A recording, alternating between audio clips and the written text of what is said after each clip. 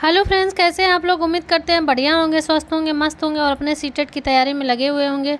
मैं रिया मौर्य आप लोग का स्वागत करती हूं आपके चैनल मैडम जी वर्ड चैनल पे। तो आप लोग का ग्रुप में बहुत ही ज़्यादा मैसेज आता है कि आप लोग को हिंदी पेडागोजी की क्लास चाहिए। तो हिंदी पेडागोजी को कैसे हल करते हैं, उसका आसान तरीका क्या है, तो इस वीडियो में यही जानेंगे। और वीडियो के लास्ट तक बने रहिएगा ताकि आप आसान से आसान तरीका सीख सकिए कि हिंदी पेडागोजी को कैसे हल करते हैं। सब सिर्फ हिंदी पेडागोजी की नहीं, सारे सब्जेक्ट की पेडागोजी कैसे आती है यही हम लोग पढ़ेंगे इस वीडियो में। और आसान से आसान तरीक़ों को अपनाएंगे।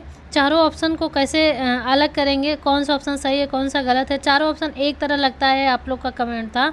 तो उन चारों में कौन सा कैसे निगेटिव वाक्य कौन सा है, पॉजिटिव कौन सा है, इसको हम लोग अलग करेंगे, वही तरीका देखेंगे। तो इस वीडियो के लास्ट तक बने रहिएगा।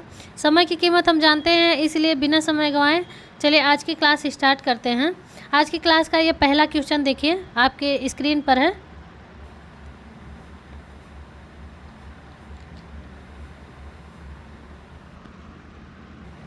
यदि शिक्षक विद्यार्थियों को शब्दावली सीखने में मदद करना चाहते हैं तो निम्नलिखित में से कौन सा तरीका प्रभावशाली होगा। तो क्वेश्चन आपका कह रहा है कि यदि शिक्षक को, यानी आप सपोज डेट आप भविष्य के टीचर हैं, शिक्षक को विद्यार्थियों को शब्दावली सिखाने में मदद करना है तो कौन सा तरीका अपनाना है। ऑप्शन देखिए, कहानियों और चित्रों का प्रयोग करके, दूसरा है दोहराव या ड्रिल का प्रयोग, लिखित अभ्यास का प्रयोग, पाठ्य पुस्तक का प्रयोग। आप देखिए, आपको तरीका जानना है कि पेडागोजी हल कैसे करते हैं। तो सबसे पहले हम लोग को पहला काम करना है कि पहला काम हमको क्वेश्चन को अच्छे से पढ़ना है, जो कि आप पढ़ चुके हैं। दूसरा काम है आप चारों ऑप्शन में इन चारों ऑप्शन को अच्छे से पढ़कर इन चारों ऑप्शनों को में से कौन सा निगेटिव वर्ड लग रहा है, कौन सा पॉजिटिव वर्ड लग रहा है। निगेटिव वाला हटा देंगे तो ऑलरेडी पॉजिटिव वर्ड आपके सामने आ जाएगा, आंसर सामने निकल कर आ जाएगा। तो पहला ऑप्शन देखिए, कहानी और चित्रों का प्रयोग करके। बच्चों को हम कैसे पढ़ाएंगे, कहानियों और चित्रों का प्रयोग करके। तो ये पॉजिटिव वर्ड लग रहा है ना, तो इसको साइड में रखते हैं। दूसरा देखिए, दोहराव और ड्रिल का प्रयोग करके, यानी रिवीजन करना है। तो क्या बच्चों को रिवीजन करके पढ़ाया जा सकता है? नहीं, ये निगेटिव वर्ड लग रहा है तो इसको हटा दीजिए। लिखित अभ्यास का प्रयोग करके, सिर्फ बच्चों को लिखित अभ्यास नहीं करा सकते ना, लिखित मौखिक खेल कूद सारी विधियाँ अपना कर बच्चों को पढ़ाया जाएगा, तो इसलिए आपका ऑप्शन ये भी कट गया।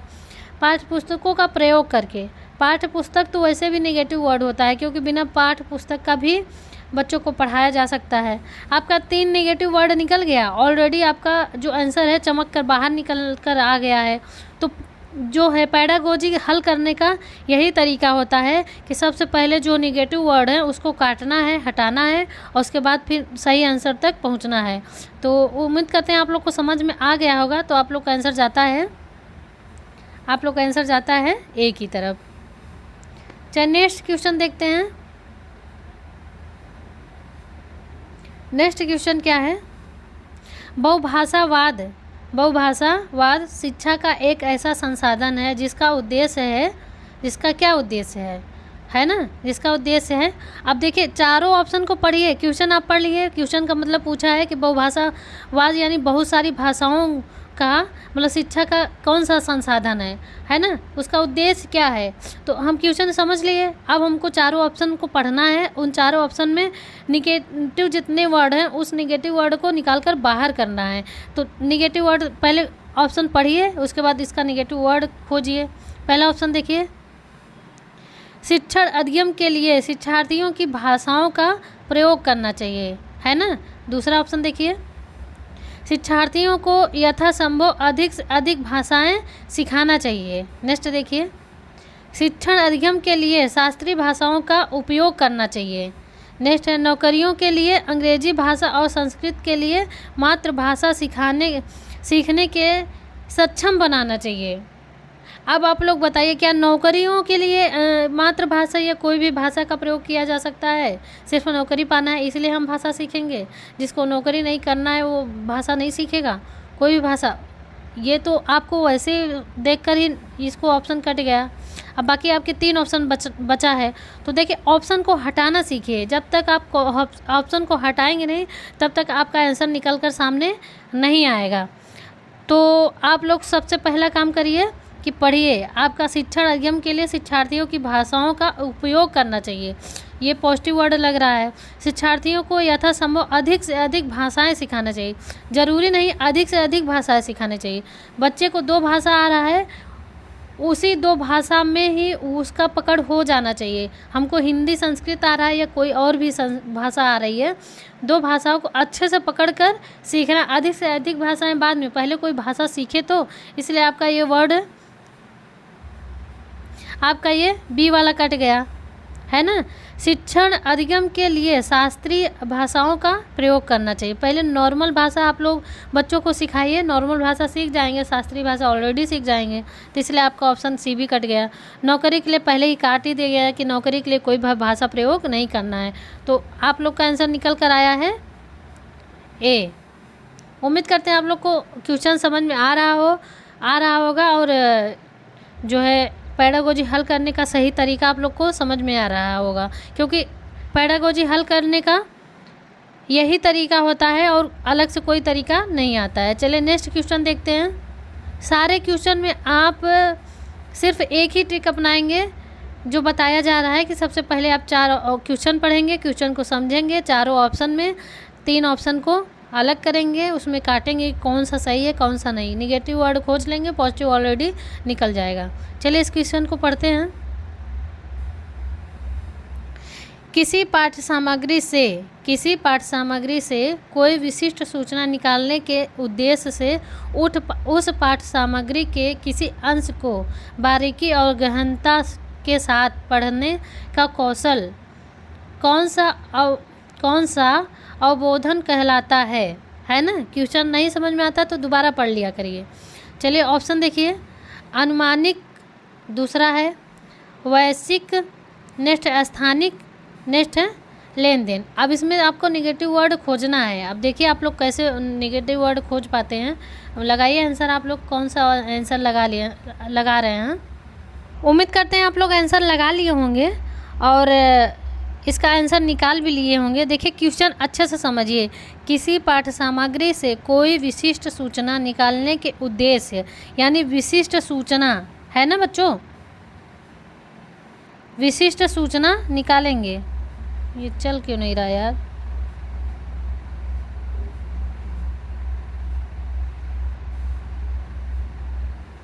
विशिष्ट सूचना निकालने के उद्देश्य से उस पाठ्य सामग्री के किसी अंश को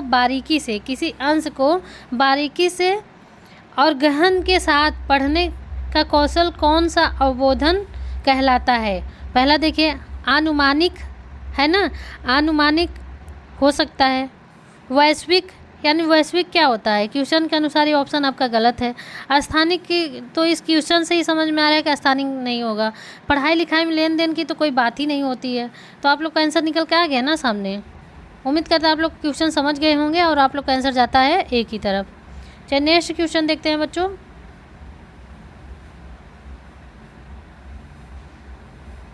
बहुबुद्धि के सिद्धांत के संदर्भ में निम्नलिखित में कौन सी बुद्धि भाषा से संबंधित है ना, कौन सी बुद्धि भाषा से संबंधित है। पहला ऑप्शन देखिए, प्रवाह सटीकता बुद्धि, भाषाई मौखिक बुद्धि, शब्दावली व्याकरण बुद्धि, नेक्स्ट है दृश्यात्मक स्थानीय बुद्धि। तो बताइए आप लोग कौन सा ऑप्शन सही होगा। उम्मीद करते हैं आप लोग आंसर लगा लिए होंगे। तो आप लोग का आंसर जाता है बी की तरफ। चलिए नेक्स्ट क्वेश्चन देखते हैं। इनमें से कौन से बहुभाषावाद के लाभ हो सकते हैं। इनमें से कौन से बहुभाषावाद के लाभ हो सकते हैं। ये 3 पढ़िए कथन। समृद्ध शब्दावली और प्रभावशाली भाषण। नेक्स्ट अन्य संस्कृतियों के प्रति सहिष्णुता और समानता सम्मान। नेक्स्ट है सीमित रोजगार के अवसर। परिभाषित जागरूकता। अब आप चारों ऑप्शन पढ़ लिए, यानी 4 कथन है। अब आप इसको क्रम से लगाना है, तो आपको सबसे पहले क्या करना है, इसको आपको ध्यान से देखना है और उसके बाद निकालना है।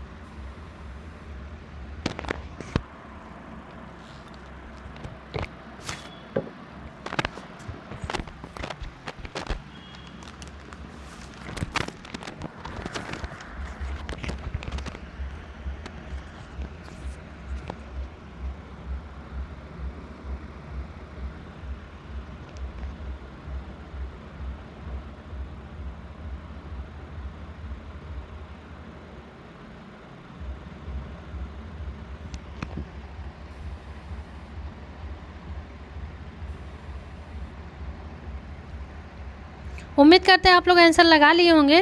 तो आपका आंसर जाता है, देखिए इसको हल किया जाए। देखिए सबसे पहले हमको क्या करना है कि इसमें निकालना है समृद्ध शब्दावली और प्रभावशाली भाषण। इसको वेरी गुड पहले नंबर पर होना ही चाहिए। अन्य संस्कृतियों के प्रति सहिष्णुता और सम्मान, ये भी होना चाहिए। तो ये पहला होगा, फिर दूसरा होगा। सीमित रोजगार के अवसर, सीमित रोजगार क्यों भैया? सीमित रोजगार नहीं चाहिए, जिसकी कोई अनलिमिटेड चाहिए, जिसका कोई सीमा न हो, वो रोजगार चाहिए। तो इसलिए आपका ये ऑप्शन कट गया है। तो आपका ऑप्शन बचा चौथा। तो इसलिए आप लोग का ऑप्शन क्या होता है? डी की तरफ जाएगा। आपको समझ में आ गया होगा। चलिए नेक्स्ट क्वेश्चन देखते हैं। अब ये जो हैं, इनसे पहले आप लोग को यहाँ छोटे से ये नज़र आ रहे थे, इनका नाम है किट्टू, है ना। तो यहाँ आप लोग इनको नज़रअंदाज कर रहे थे, तो इसलिए बड़े पेज में आ गए हैं। तो इनका ख्याल रखिए आप लोग, नहीं तो ये बहुत ख़तरनाक हैं। ये आपके घर के सामान को अस्त व्यस्त कर देंगे और आपके किचन से दूध वगैरह ख़त्म कर देंगे। तो चैनल को सब्सक्राइब करके बेल आइकन प्रेस कर लीजिए, ताकि ये बार बार आपको डिस्टर्ब ना करें। चलिए नेक्स्ट क्वेश्चन देखते हैं। वाइगोस्की के अनुसार जब कोई बच्चा या बच्ची भाषा की मदद से अपने स्वयं के कार्यों को निर्देशित करता है, लेकिन वह भाषा दूसरों के लिए श्रव्य नहीं है, उसके वाचन में क्या कहेंगे? आंतरिक भाषण, निजी भाषण, सामाजिक भाषण, आत्मकेंद्रित भाषण। अब देखिए बच्चों, इसमें क्या है, आप लोग इस बात का जैसे कि बताया आप लोग को कि कैसे ऑप्शन निकालते हैं। तो इसके लिए आप लोग, इसमें कोई पेडागोजी तो है, लेकिन ये पेडागोजी से सिद्धांतों के अनुसार भी क्वेश्चन पूछ लिया जाता है। तो ये क्वेश्चन तभी हल कर पाएंगे जब आप लोग सिद्धांत पढ़ लेंगे। कम से कम 7-8 सिद्धांत हैं, जैसे वाइगोस्की हो गया, जीन पियाजे हो गया, स्किनर हो गया, ब्रूनर हो गए। मतलब ये जो जितने इसके मतलब हैं, सबका सिद्धांत पढ़ लेंगे तभी हल कर पाएंगे। तो वाइगोस्की के अनुसार इसमें पूछा जा रहा है, जैसे सपोर्ट दैट कोई छोटा बच्चा है 1.5 से 2.5 साल का, वो निजी वाक कर रहा है, मतलब खुद से बातें कर रहा है, आपको सुनाई नहीं देगा, खुद से बातें कर रहा है, और उस बात को क्या कहेंगे? आंतरिक भाषण, निजी भाषण, सामाजिक भाषण, क्या कहेंगे? तो आपका ऑप्शन जाता है ए की तरफ। बच्चा जो है आंतरिक भाषण करता है, ना हमको सुनाई देता, ना आपको, उसके आसपास किसी को सुनाई नहीं देता, लेकिन मन ही मन वो बोलता रहता है, मैं खाना खाऊंगा, मैं खेलूंगा, मैं कूदूंगा, मैं ये करूंगा। उम्मीद करते हैं कि आप लोग को आंसर समझ में आ गया होगा। चलिए नेक्स्ट क्वेश्चन देखते हैं। भाषा विज्ञान की कौन सी शाखा संदर्भ में भाषा से जुड़ी है? भाषा विज्ञान की कौन सी शाखा संदर्भ में जुड़ी है? पहला ऑप्शन देखिए, अर्थ विज्ञान, दूसरा है उपयोग विज्ञान, नेक्स्ट है प्राकृतिक विज्ञान, नेक्स्ट है स्वर विज्ञान यानी स्वर के साथ का विज्ञान। तो बताइए आप लोग कौन सा ऑप्शन सही है? उम्मीद करते हैं आप लोग आंसर लगा लिए होंगे। तो आप लोग का आंसर जाता है, आप लोग का आंसर जाता है बी की तरफ। चलिए नेक्स्ट क्वेश्चन देखते हैं। शिशुओं में भाषा के विकास के संदर्भ में कथन अ और कथन ब पर विचार करें। कथन अ देखिए, शैशवावस्था से बच्चे की वाक नली एक वयस्क मानव की तुलना में जानवर की तरह अधिक होती है ना। अब ये भी कथन क्या है, चलिए नेक्स्ट कथन देखिए। 6 से 12 महीना के दौरान एक बच्ची तरह तरह के बबलाना और दोहराव वाले बबलाना में संलग्न है। तो बताइए आप लोग, ए सही है, अ सही है, ब गलत है, अ गलत है, ब सही है, अ और ब दोनों सही है, अ और ब दोनों गलत है। तो बताइए आप लोग कौन सा ऑप्शन सही होगा।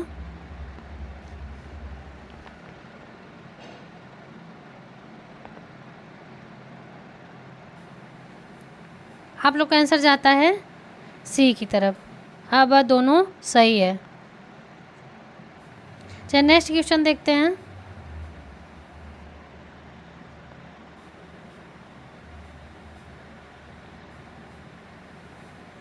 एक बोली मानक बोली का दर्जा पाने के लिए निम्नलिखित चरणों में से गुजरती है। पहला देखिए, चयन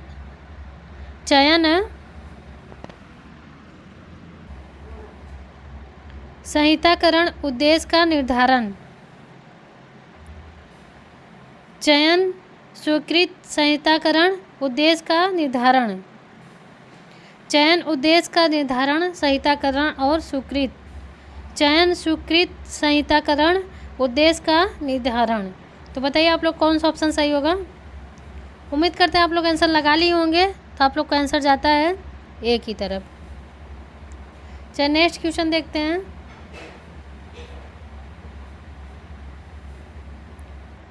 बोली के संदर्भ में कथन अ और ब पर विचार करें। कथन अ देखिए, किसी देश के एक हिस्से में बोली जाने वाली विविध भाषाओं में एक प्रकार जो क्षेत्रीय बोली के रूप में जानी जाती है। अभी देखिए, एक समान शैक्षिक पृष्ठभूमि वाले लोगों द्वारा विभिन्न प्रकार की उपयोग की जाने वाली भाषा में एक प्रकार के बोली के रूप में प्रयोग की जाती है। तो बताइए आप लोग कौन सा ऑप्शन सही होगा।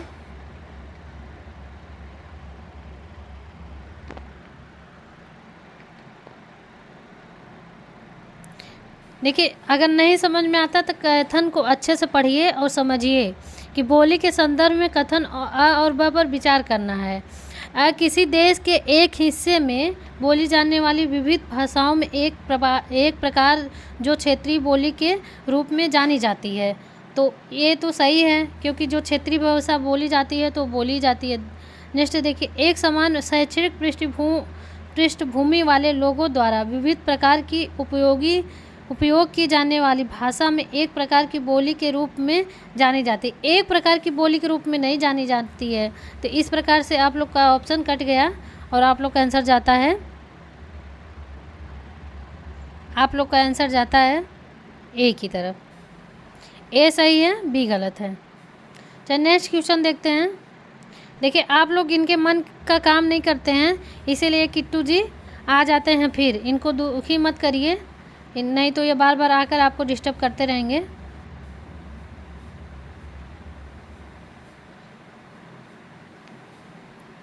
पत्नी से, अब क्वेश्चन ध्यान से पढ़िएगा, ये कथन वाला क्वेश्चन है। पत्नी से, जल्दी करो हमें देर हो जाएगी। आपके पापा कहते होंगे ना, जल्दी करो मुझे देर हो जाएगी।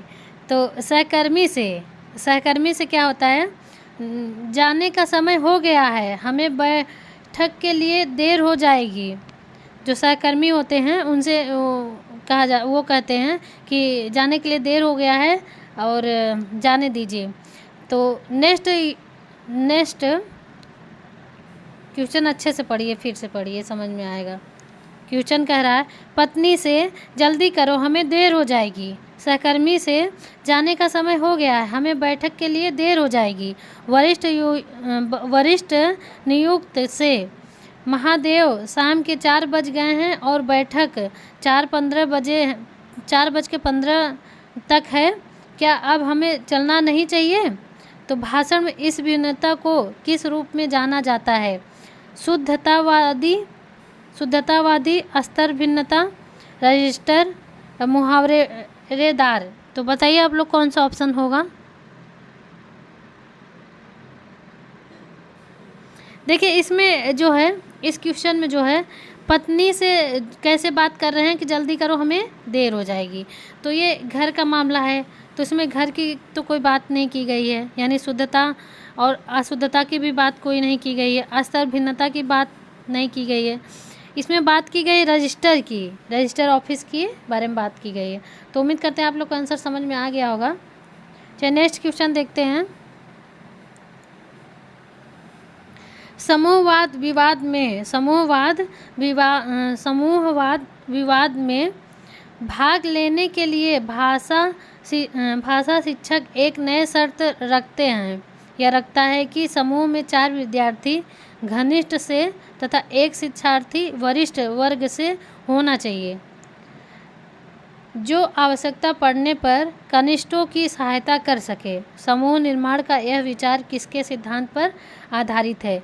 जीन पियाजे के अनुसार, वाइगोस्की के अनुसार, ब्रॉमफील्ड के सिद्धांत के अनुसार, क्रेसिंग का सिद्धांत के अनुसार। तो बताइए आप लोग कौन सा ऑप्शन सही है। हमने आप लोग से कहा है कि ये जो है सिद्धांत वाले क्वेश्चन 2-3 आ जाते हैं, तो आप लोग सिद्धांत ख़त्म कर दीजिएगा। उम्मीद करते हैं आप लोग आंसर समझ गए होंगे और आंसर लगा लिए होंगे। तो आप लोग का आंसर जाता है बी की तरफ, वाइगोस्की के अनुसार। वाइगोस्की जीन पियाजे तो ज़्यादा ही क्वेश्चन में आते हैं। नेक्स्ट क्वेश्चन देखिए। समूह प्रस्तुति के दौरान यदि किसी शिक्षार्थी के द्वारा अनुचित व्यवहार प्रस्तुत किया जाता है, सब एक अध्यापक होने के नाते आप क्या करना चाहेंगे? ऑप्शन देखिए। समूची कक्षा के सामने उस पर चिल्लाएंगे, उससे बात करेंगे, उसे सभी के सामने बात करेंगे, उसे कुछ नहीं कहेंगे और उसके अनुशासित होने की अपेक्षा करेंगे।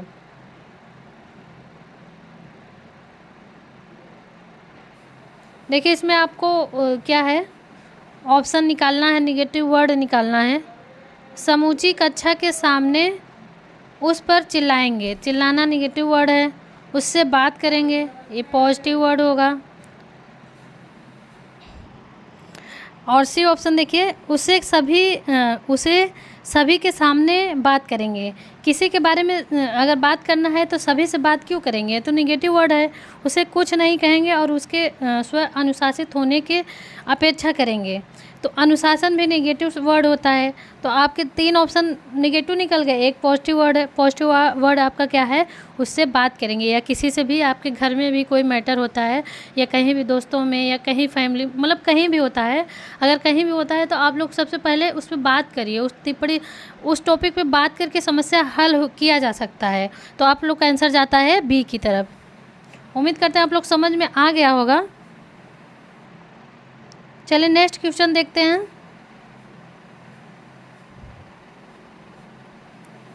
नेक्स्ट क्वेश्चन है, सामान्यताओं का वह समूह जो इस बात की व्याख्या करता है कि भाषा संरचनाओं या नियमों का समूह है, किस रूप में जाना जाता है? पहला ऑप्शन देखिए, संप्रेषणात्मक उपागम। दूसरा अंतःक्रियात्मक उपागम। नेक्स्ट है संरचनात्मक उपागम। नेक्स्ट निवेश उपागम। तो बताइए आप लोग कौन सा ऑप्शन सही होगा। उम्मीद करते हैं आप लोग आंसर लगा लिए होंगे।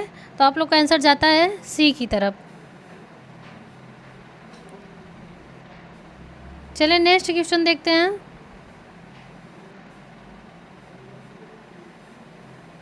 संप्रेषणात्मक भाषा शिक्षण के संबंध में कथन अ और ब पर विचार करें। कथन अ देखिए, शिक्षक की भूमिका सामान्यतः वाचन के लिए मॉडल होने के बजाय एक संसाधन का मॉनिटर की है। दूसरा देखिए, शिक्षार्थियों को सीखने के व्यक्तिवादी उपागम के आधार पर कक्षा की गतिविधियों में भाग लेना पड़ता है। तो बताइए आप लोग कौन सा ऑप्शन सही है। उम्मीद करते हैं आप लोग आंसर निकाल लिए होंगे और आप लोग का आंसर जाता है ए की तरफ। आ सही है, ब गलत है। अब देखिए ब क्यों गलत है। शिक्षार्थियों को सीखने के व्यक्तिवादी उपागम के आधार पर कक्षा की गतिविधियों में भाग लेना पड़ता है। तो पढ़ता नहीं है ऑलरेडी। शिक्षार्थियों को सिखाने के लिए व्यक्तिगत नहीं रचनावादी का उपागम होना चाहिए। वीडियो पर यहाँ तक बने रहने के लिए आप लोग का बहुत बहुत धन्यवाद। मुझे इस बात का उम्मीद होगा कि मेरे वीडियो से, आपके इस चैनल से आप लोग को लाभ मिल रहा होगा, और आप अगर कुछ भी % लाभ उठा पा रहे हैं तो मुझे गर्व फील होगा। और आप अपने राय सुझाव वीडियो पे ज़रूर दीजिए, अपना कमेंट करिए, मुझे आपके कमेंट का इंतज़ार रहता है। आपकी लाइक मुझे मोटिवेट करता है, आपके कमेंट मुझे उत्साहित करता है वीडियो बनाने के लिए। तो आप लोग लाइक और कमेंट ज़रूर करिएगा, और चैनल पे नए हैं तो चैनल को सब्सक्राइब करके बेल आइकन प्रेस कर लीजिए, ताकि इसी तरह की वीडियो आप लोग को मिलती रहे। धन्यवाद बच्चों, थैंक यू।